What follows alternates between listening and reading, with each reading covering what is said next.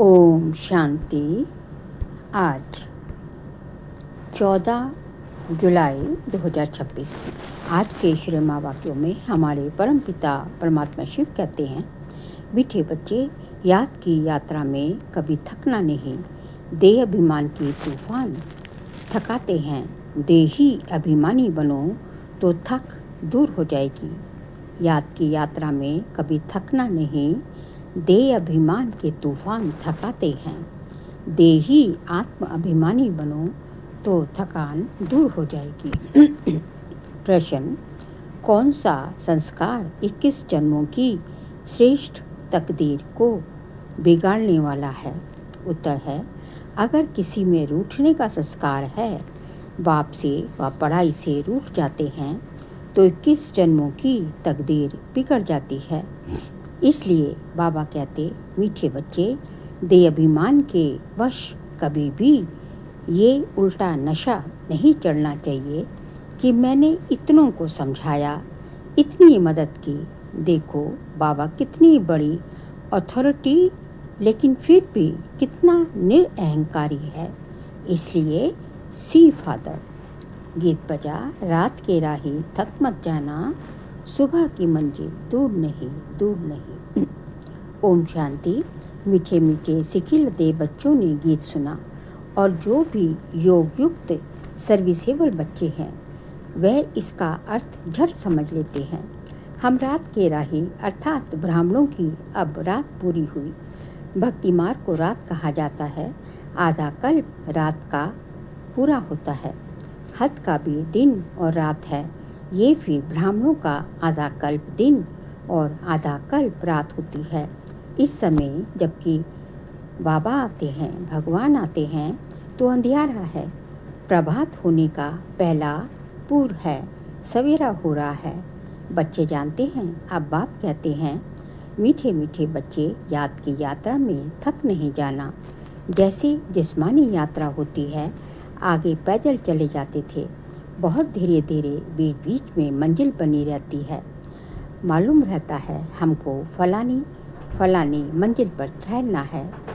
आगे बहुत श्रद्धा से पैदल जाते थे, उसमें बड़ी मेहनत है। अब ये तो बहुत सहज है।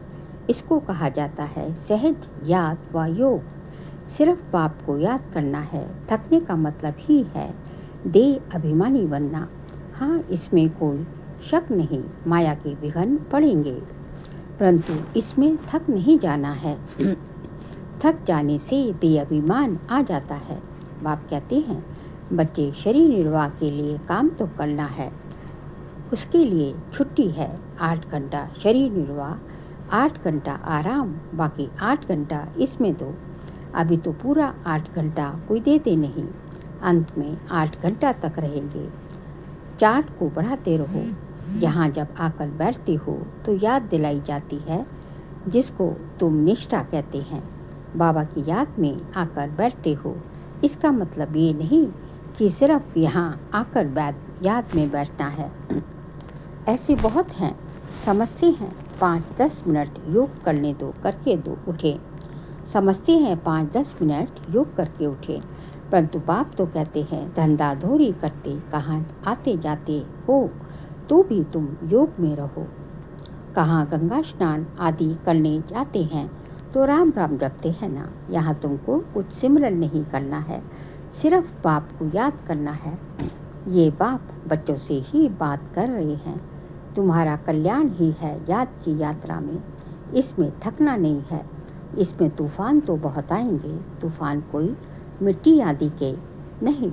माया के तूफान आने से बुद्धि का योग टूट जाता है। सिर्फ देह अभिमान में आने से धंधाधोरी बच्चे याद आ जाते हैं। बाप कहते हैं, अब तो ये धंधाधोरी आदि सब खलास हो जाते हैं।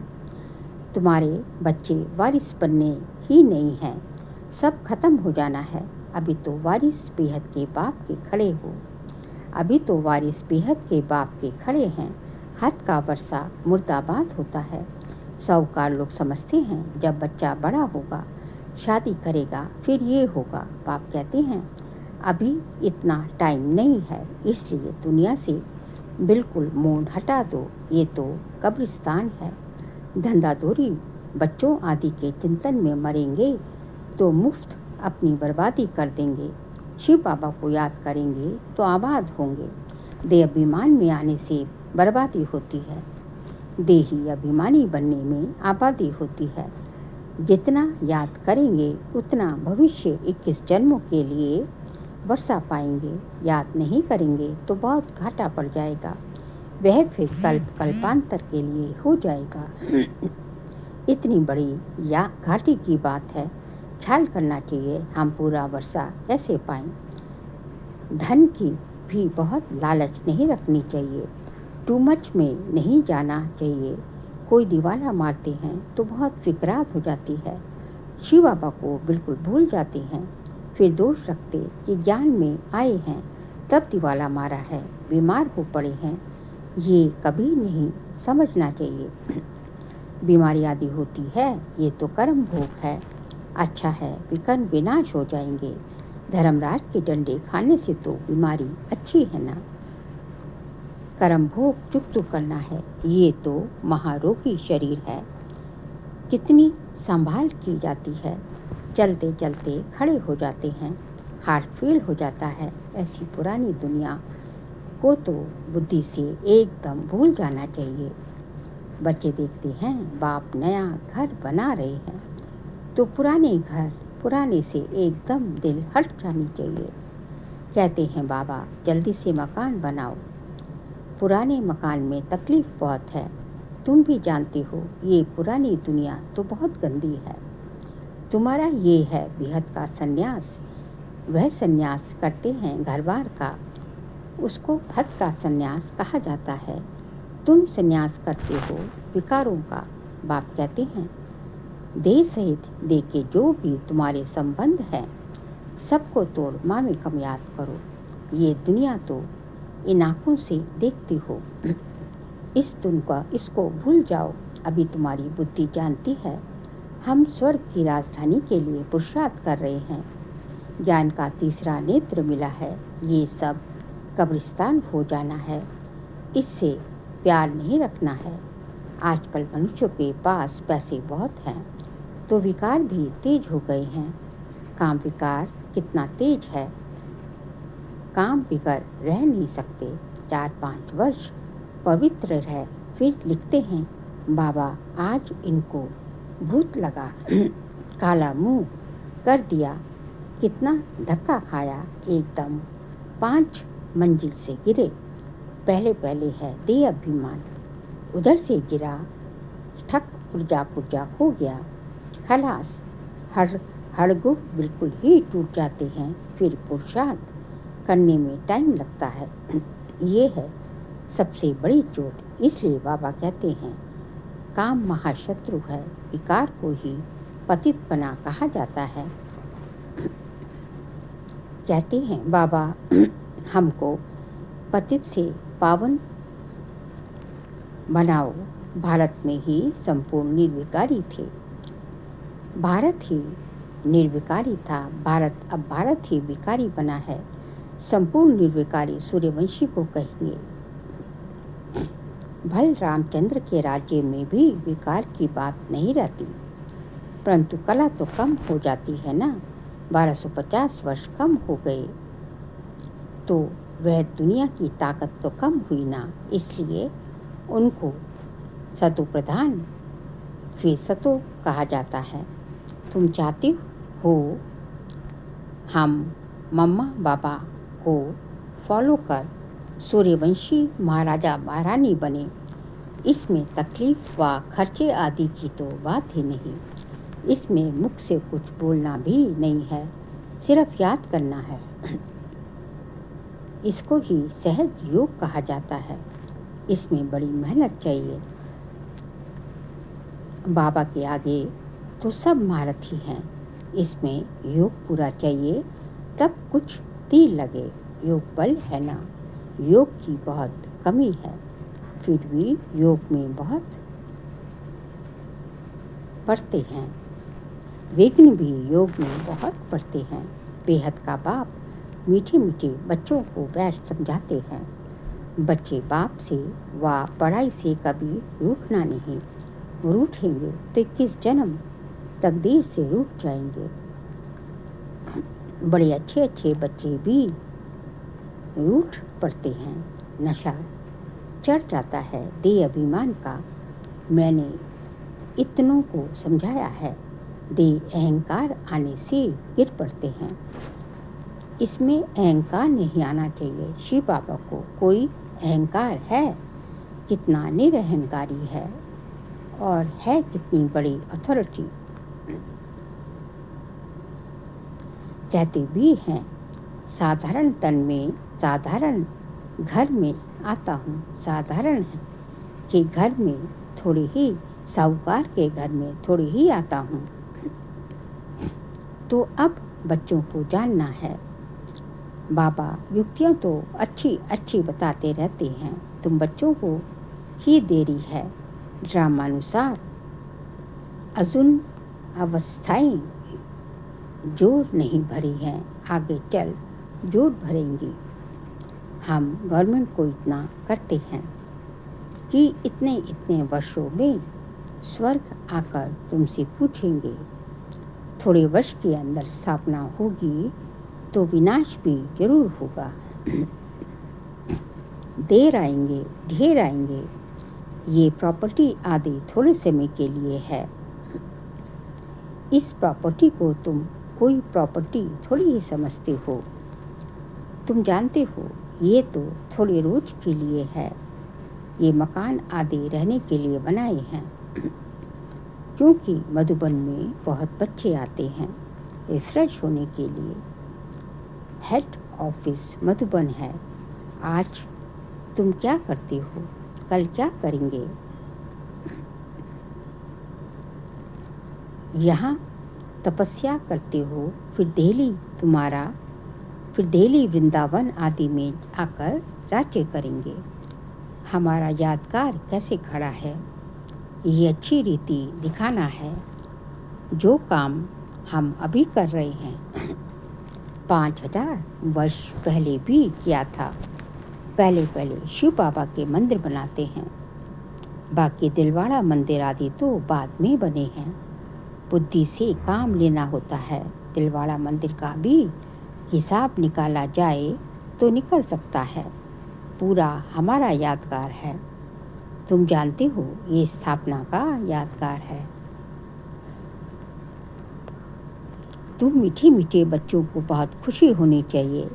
ये सब सर्विस बढ़ाने की युक्तियाँ निकालनी है। राम गयो रावण गयो, जिनका बहु परिवार है। रावण का देखो कितना बड़ा परिवार है, राम का कितना छोटा परिवार है। गायन राइट है, परंतु कोई समझ नहीं सकता है। बाप बैर समझाते हैं तो भी निश्चय नहीं बढ़ता है। शरीर निर्वाह अर्थ भी कर्म तुमको जरूर करना है। हाँ, जो सर्विसेबल बच्चे हैं पांडव, वह तो गवर्नमेंट से पालना हो सकती है। उनकी सारी संभाल हमको करनी पड़े। अवस्था बच्चों की ऐसी होनी चाहिए। बाबा की याद में इस दुनिया का सब कुछ भुलाना है। याद की यात्रा में जो पक्का मस्त रहेगा, उनकी अवस्था भी बहुत मजबूत होगी। जैसे कि शिव बाबा की याद में रह तुम शरीर छोड़ते हो। सन्यासी ब्रह्म की याद में शरीर छोड़ते हैं तो भी वायुमंडल में बिल्कुल सन्नाटा हो जाता है। बाबा का अनुभव है, मनुष्य मरते हैं तो घर में सन्नाटा हो जाता है ना। इसमें भी ऐसे होता है। पिछाड़ी में जैसे कि सब कुछ भूल जाते हैं। अब हमको वापस घर जाना है। देह अभिमान छूटता जाता है। पिछाड़ी में शरीर खुशी से छोड़ना चाहिए। हर्षित मुख। बस हम कहाँ जा रहे हैं, ऐसी अवस्था जब होगी तब विजयमाला में पिरोने लायक बनेंगे। तुम्हारे में शांति की करंट है। कोई भी आते हैं तो कहते हैं यहाँ शांति बहुत है। ये है रियल शांति। आत्मा शरीर से डिटैच हो जाती है। तुम जानते हो, हम आत्मा शांत स्वरूप है। हम अपने स्वधर्म में बैठ जाते हैं। कर्म के बिना तो कोई मनुष्य रह नहीं सकते।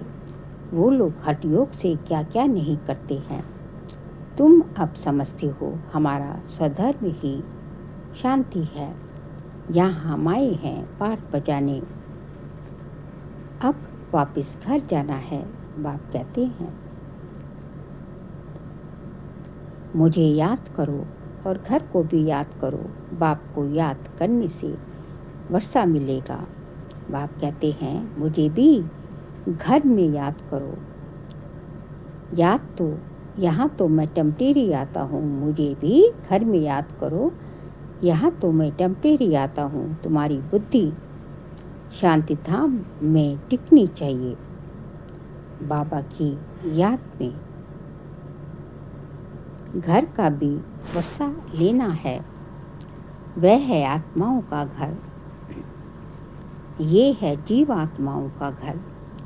अपने घर को भी नहीं भूलो, बाप को भी नहीं भूलो। बाप को याद करने से ही पतित पवित्र बन घर जाएंगे।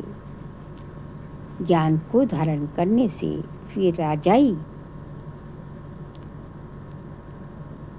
करने आएंगे नई दुनिया में। जितना हो सके औरों को रास्ता बताते जाओ। Always see father. तुम जानते हो बाप ने क्या किया? सब कुछ माताओं को दे दिया। उसने ही डायरेक्शन दिया कि सब कुछ माताओं की सर्विस में लगा दो। एक को देख दूसरों ने फॉलो किया, स्वाहा हो गए। परंतु फिर जब टिक भी सके ना, ड्रामानुसार भट्टी को भी बनना था। पाकिस्तान हिंदुस्तान हुआ। तुम्हारी भट्टी पहले शुरू ही हुई पाकिस्तान में। तुमने नदी को क्रॉस किया। शास्त्रों में तो क्या क्या बातें लिखती हैं, प्रैक्टिकल में तो अब तुम सुनते हो ना, फिर कल बाद तुम ही सुनेंगे। अब बाप कहते हैं, हे नो इविल, धंधा आदि भल करो, परंतु हे नो इविल। बाप कहते हैं, हर बात में शी मत लो। बाबा, इस हालत में हम क्या करें? तो बाबा सब बता देंगे। कोई भी बात पूछनी हो तो तुम बाबा के पास आओ। तुम डरते क्यों हो? कदम कदम पर पूछना है। श्रीमत पर चलने से कदम कदम में पदम है। तुम्हारा सेकंड बाय सेकंड जो पास होता है उसमें पदम है। तो कितने पदम, कितनी कमाई हो रही है। अच्छा, मीठे मीठे सिखिल दे बच्चों प्रति माता पिता बाप दादा का याद प्यार और गुड मॉर्निंग। रूहानी बाप की रूहानी बच्चों को नमस्ते। हम रूहानी बच्चों की रूहानी बाप दादा को नमस्ते नमस्ते, गुड मॉर्निंग। शुक्रिया बाबा, शुक्रिया। सार्वलिकों से विजयमाला में पिरोने के लिए इस शरीर से डिटैच होने का पूरा पुरुषार्थ करना है। देह अभिमान को छोड़ते जाना है।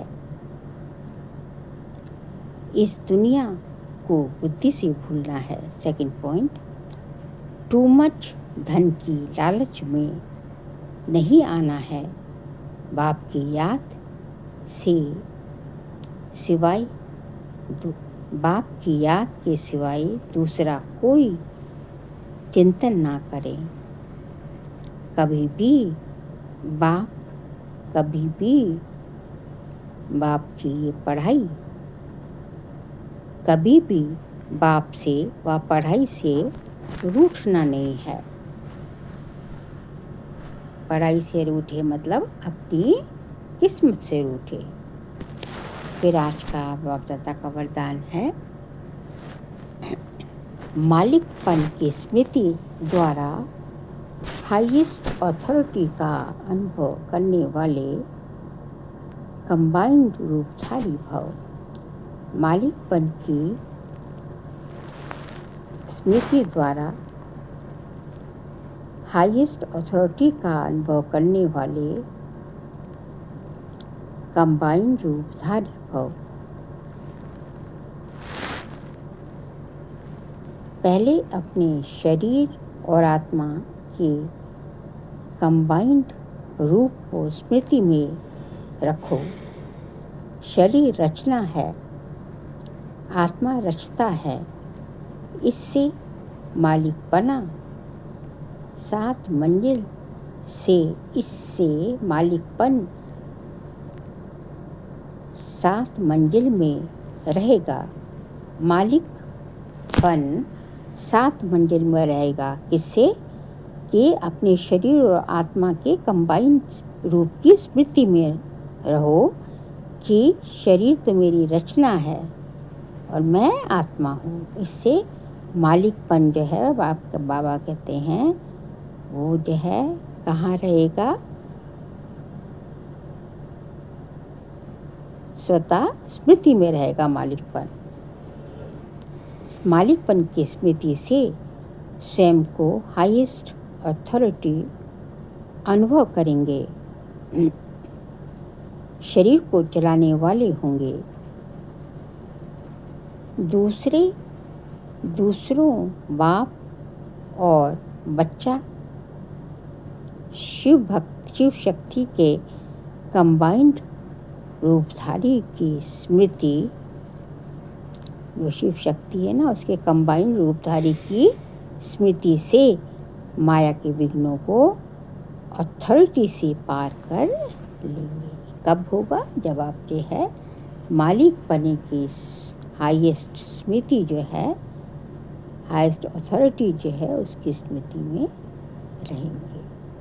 स्लोगन है, विस्तार को सेकंड में समाकर ज्ञान के सार का अनुभव करो और कराओ। विस्तार को सेकंड में समाकर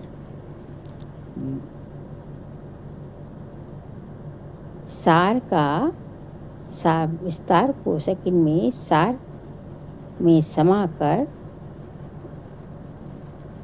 ज्ञान के सार का अनुभव करो और कराओ। विस्तार को जब सार में समा लिया तो ज्ञान का सार, ज्ञान का भी विस्तार है, ज्ञान का विस्तार को भी सार में समा लिया तो उससे जो है हम ज्ञान के क्या बन जाएंगे? सार क्या? ज्ञान के सार का अनुभव करने लग जाएंगे, अनुभवी मूर्त बन जाएंगे। फिर जुलाई मास का विदिशा रेखा सब्जेक्ट है, ज्वाला स्वरूप स्थिति में रह शक्तिशाली, ज्वाला स्वरूप स्थिति में रहकर शक्तिशाली याद का अनुभव करो। आज का पॉइंट है, पाप कटेश्वर व पाप हरनी तब बन सकते हो जब याद ज्वाला स्वरूप होगी, तभी दूसरों के पाप आप हर सकोगे। इसी याद द्वारा अनेक आत्माओं की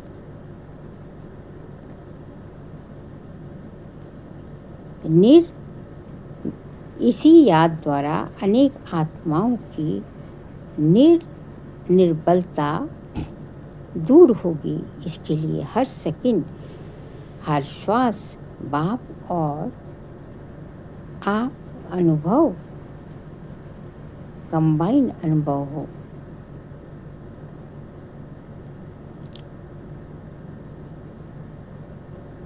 कंबाइंड, इसके लिए हर सेकंड जो है बाप और आप कंबाइन होकर चलो।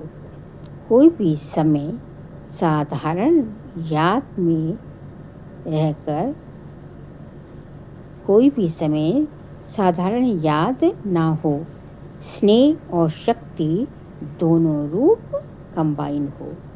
स्नेह भी होना चाहिए और शक्ति भी होनी चाहिए, क्योंकि जब स्नेह होगा तभी हम बाबा के ज्ञान के जो शक्तिशाली पॉइंट्स हैं, जो कि थोड़ी जो है कईयों को जो है बहुत स्ट्रिक्ट भी लगते हैं, तो उन पॉइंट्स का भी ज्ञान की अनुभव से जो है उनका भी जो है अनुभूति तभी करा सकेंगे जब वो ज्ञान जो है स्नेह में लिपटा हुआ हो। जब स्नेह का पानी से सींचा हुआ ज्ञान होगा तो उसको जिज्ञासु लोग जो है, उसको भक्त लोग जो है एक्सेप्ट भी करेंगे। तो इसलिए स्नेह की तो ज़रूरत है ही है, और साथ में शक्ति की भी ज़रूरत है कि शक्तियाँ सब कोई शक्ति कर, अब वो पुरानी वाली शक्ति नहीं रही जो है।